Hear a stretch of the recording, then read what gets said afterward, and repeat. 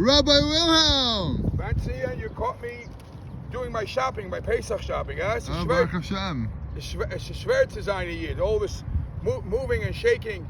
This reminds me, this week there was the Rebbe Melech's yahrzeit, and all the Chassidim around the world celebrated the yahrzeit, yeah?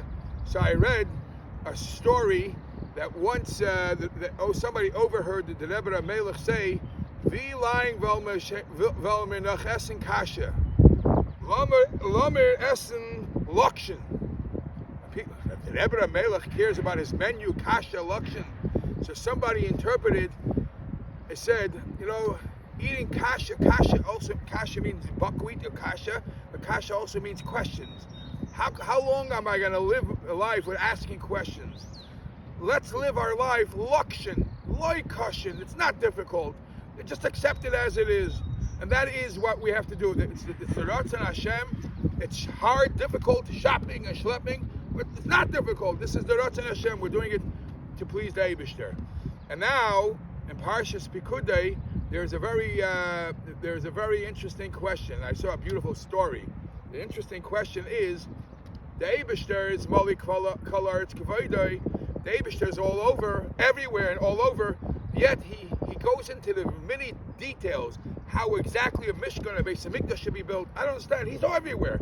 What's this? What is the importance of the details? The Eibishter is making an emphasis of the details. So I read a story. The Rebbe once sent Beryl Levy, Olav Hashalom. He was going to the Philippines. He's going to do a hechsher, and he asked the Rebbe for a bracha, and the Rebbe says, sure, I gave him a bracha, and the Rebbe gave him a check of $180, and he says, when you're there, please make sure to go to the local shul, and you go to the local shul, and you tell them you would like to say something, and give them the check. All right. I mean, he went for a hechsher business. Anyways, so he went there, he checked out the place. By the way, Benzino, it was a place for banana chips, he says. He checked it out, he saw his difficulties of how to kasher it, but then after he finished, he says, okay, I have a shlichus from the Rebbe, could you please direct me or show me where the local shul was? And the guy brings him to the shul. Sure enough, he gets to the shul, he sees there's no mechitza, it's not the standard. He doesn't walk in during the prayer services, during the davening, but afterwards, he wants to fulfill the Rebbe's request, and he says, I'd like to say a couple of words. Sure. So he gets up there and he asks this question.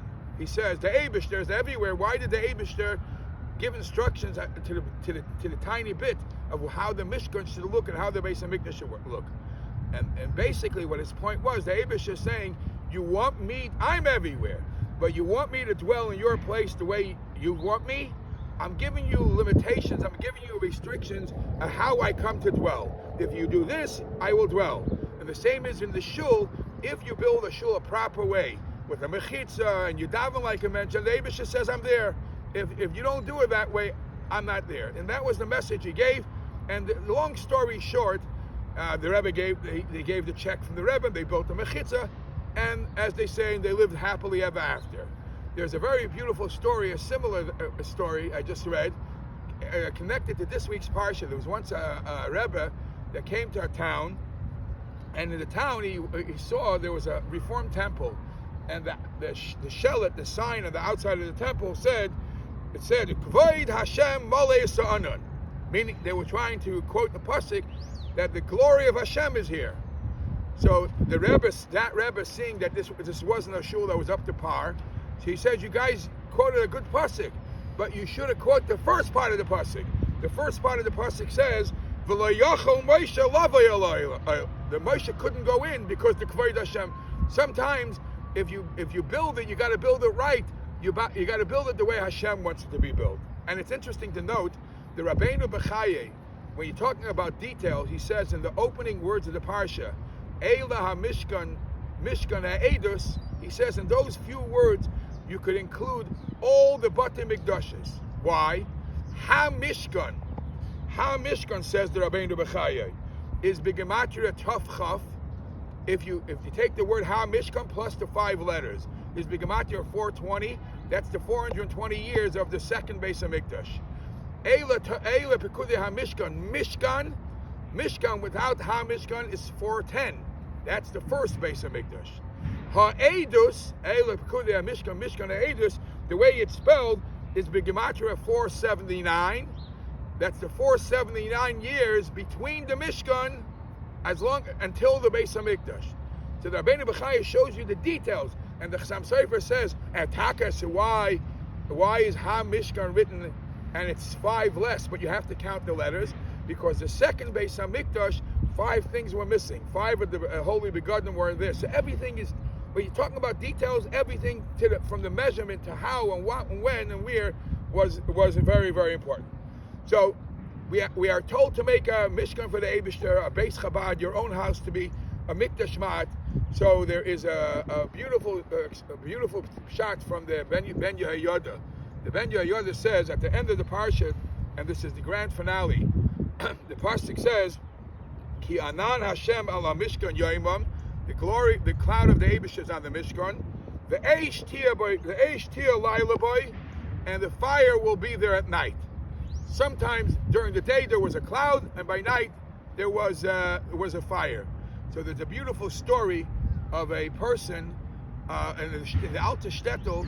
He had a shop or whatever, and one day the leader of the community came to see his shop, his bar or whatever it was, and he asked for a cup of water. So he gave him a drink of water, and the guy spits it out. He says, "What's this?" He says, "It's full of sand, it's full of pebbles. You got to filter your water. Never ever serve people water like this. You gotta find. So from now on, his water was the best tasting water because it was filtered to the T. Yeah, triple filtered. By Yehi a couple of months later, fire breaks out in town. And everybody, the whole town is going berserk. They're schlepping water. He's not there. They're asking, "Where are you? We need your help." He's standing and filtering water. Because he was told his water has to be filtered. So the Ben Yehoyada says there are 2 types of situation. There is the situation when there's yoimum, when things are good, when things are day, then the water should be filtered.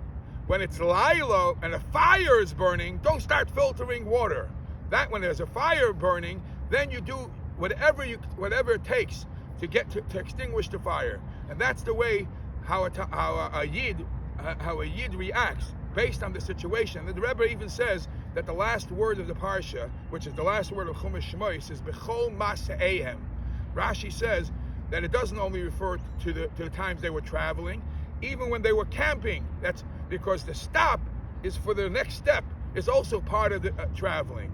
Says the Rebbe, a yid has to know wherever he is, whether he's on the move or like I am, or he's stable. He has to be active. The only thing is he active in filtering water because things are calm? You could do it methodically, or when it burns when a fire is burning, you got to just come and just do it. L'chaim. Can I put away my stuff? Mm-hmm. Thank you. Felichem Pesach. Kosher Felichem Pesach.